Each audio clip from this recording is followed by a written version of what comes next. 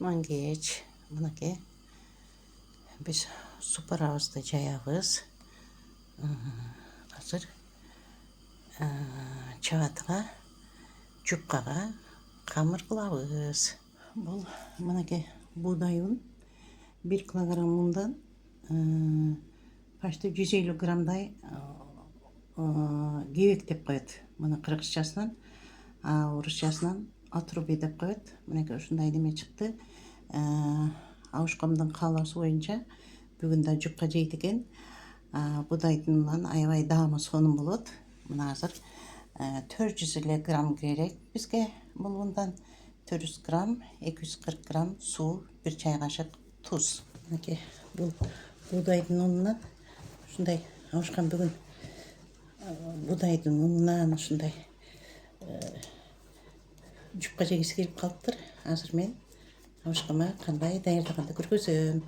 Бул чын-чынына келгенде мынакей камыр журулгандан кийин муну 10-15 мүнөттө тыныпсын деп коюп коебуз.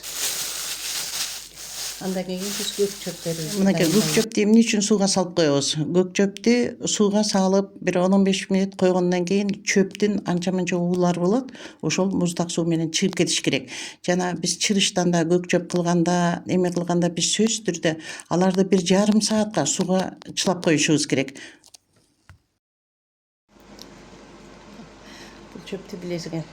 Бул шпинат.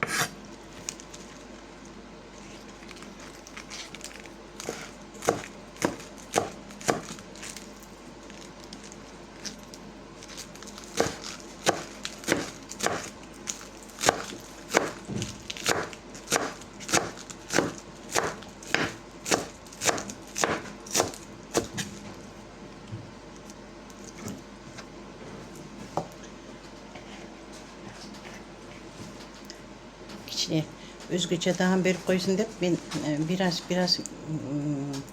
мята кошуп коем. Bir buçuk көк пияз кошуп койсок болот. Аябай даамы сонун. Муну биз сары майга дайындап алабыз. Сары майга же болбосо сливочный майга дайындасак даамы аябай сонун болот.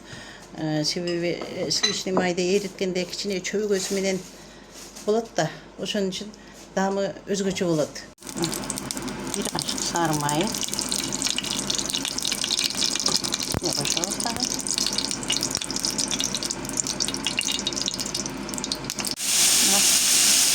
Şimdi çöpleri üstü yine piyasmaya vururlar. Sarmayı falan. Evet daha nasıl olur? Mümkün.